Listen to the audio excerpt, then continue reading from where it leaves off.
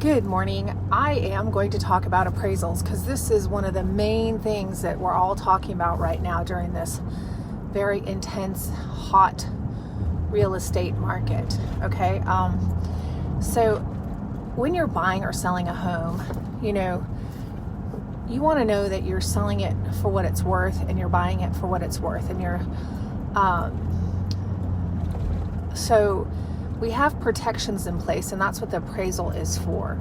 Okay, the appraisal is to protect buyers from overpaying for something that is not worth what it may be listed for. Okay, for example, and the reason they do that is because let's say a buyer buys a home for $300,000, but it was really worth $250,000. And later that buyer can't afford the payments or they can't sell it. And now the lender, who is the first lien holder, takes a loss when they sell that home or they go into foreclosure. Okay, so they want to protect their asset. And they do want to protect the consumer, because when we had our last bubble burst, 2008, a lot of people foreclosed on properties. Lenders were just lending on anything.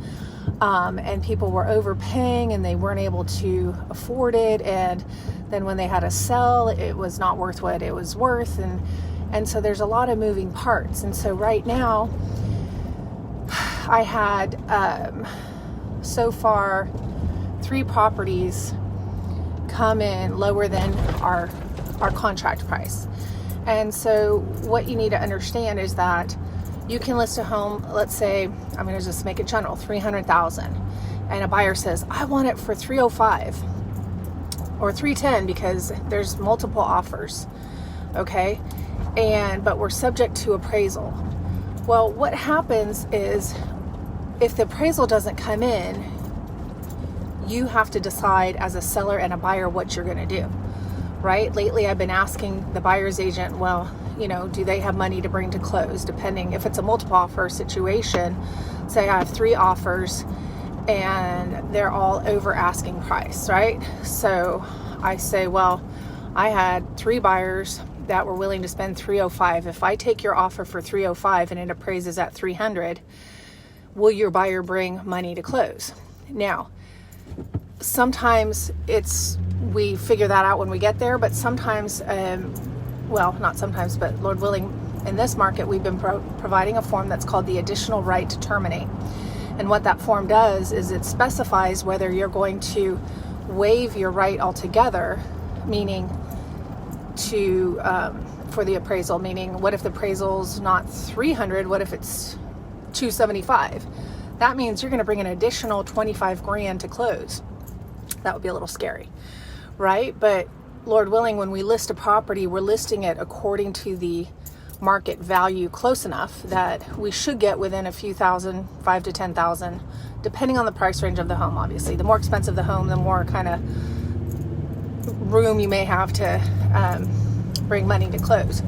But so once again, in this case, you can waive it all together, and if it comes in below $300,000 and you're bringing $10,000, $15,000, $20,000 to close, you're bound by that contract to bring that extra money to close, even if it didn't appraise.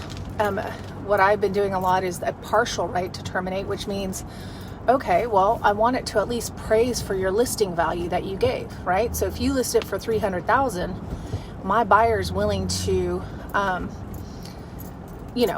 buy it for $300,000. But if it's below $300,000, then we need to talk. So in this case, I told you we had a list price of $300,000, but let's say we accepted a contract for $305,000 and it appraises at $300,000. That means the buyer will now bring $5,000 on top of their down payment and closing costs to close this deal. Okay, because we made a partial waiver of $300,000. Now, you can also make an additional right to terminate where you say, you specify within 45 days the value needs to come in at, whether it's $300,000 or $305,000 in this case. Let's say they wanted it to appraise at $305,000, and if it didn't appraise at $305,000, we have a conversation, right? We have 45 days to negotiate that.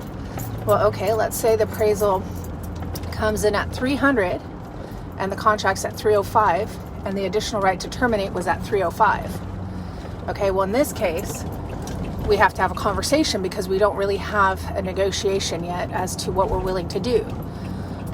So in one case, I had the buyer go down go up $2,500, and I had the seller come down $2,500.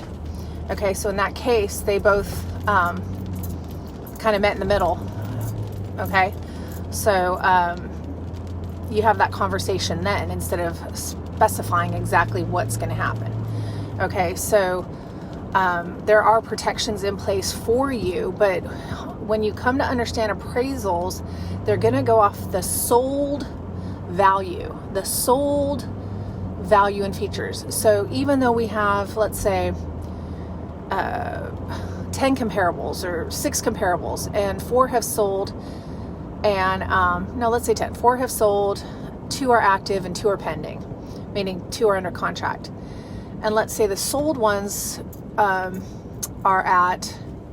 would make your house about $300,000, but the market has increased and gotten stronger and stronger and stronger, and now your house, people are jumping at it for $315,000. Okay, and you have multiple offers at $315,000, and your final offer is at $320,000.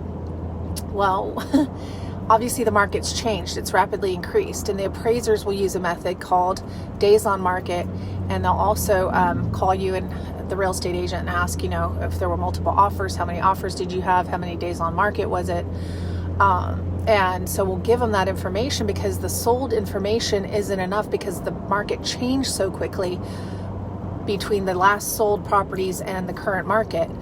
And so what you have is these sold homes that make your home $300,000, but we know that at $315,000 we had multiple offers, and the 2 other homes next to yours are listed higher than yours, so yours is a safe value for this market. Well, you could get an appraiser like we did on one of them who appraised the property $22,000 lower than what the buyer was willing to pay. And that's because that appraiser is notorious for low appraisals. And that just sucks to be us at that point because it was an FHA deal and the buyers didn't have enough money to go above their purchase price. They only had enough money to close the deal and bring their closing costs. So my seller just had to say, okay, fine, we'll drop the price $22,000. Now, on the bright side of things, in my defense, I didn't tell this seller, hey, your house is worth $22,000 more than what it sold for. I didn't tell him, hey, list your home $22,000 more than you should. I told him there are homes that are actively on the market that are this price. Do you want to bump up your price and see what happens? So we gambled to see if we could get more. The cool thing was for me, that gave me peace about my professional knowledge and the protection that I provide for my clients because I am experienced and I am knowledgeable, was the house sold for literally what I told him it would sell for, and he actually made a couple $1,000s more. So even though he was disappointed that he didn't get the extra 20 some grand, he said, well, what do you think? I said, we only closed a couple weeks later than I estimated us closing, because when I did the first net sheet, it was like we didn't have a buyer yet, so we didn't know what we were calculating. I said, but this is realistically what you can get. Okay. So when my client was disappointed and upset, he's like, oh my goodness, I don't know. And he says, what do you think? He's like, I'm upset. Obviously, I just need your honest opinion. And I said, my honest opinion is we got exactly what I told you get and $2,000 more. We took a gamble to see if someone would bite and go for the 20 some grand over, and they would, but it didn't work. So you still got more than we originally planned.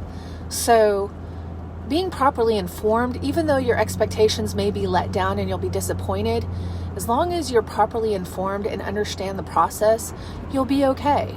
Now, we had another situation where I had what we thought was an appraisal done, but it was an evaluation. Evaluations are done more for investor clients that have potential portfolios, and the lender's trying to speed up the process of the closing, and because appraisers are more expensive, and they tend to take longer to get done. And the evaluation was just a joke. It had so many errors. The person doing the evaluation, the company was from Georgia. The person putting it together was in Dallas, and they didn't even know our market.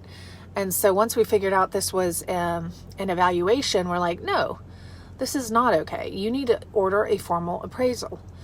And so they did, and it was still a little low, but it was correct. It was more correct than this evaluation. So you need to know the difference. You need to know what your property is worth, not because you feel like it, not because you want it to, not because that property is listed for this or that property is listed for that. You need to know. And as a buyer, you need to know if a property is in high demand and there's multiple offers. You need to have the cash to, number one, pay for your own closing costs. Number two, bring cash to close on some of these within reason. So have a good real estate agent who can inform you as to what the true value is and what it's worth to you to buy a property or when you sell your property. Okay. So I'm here for you because I know what I'm doing. Okay.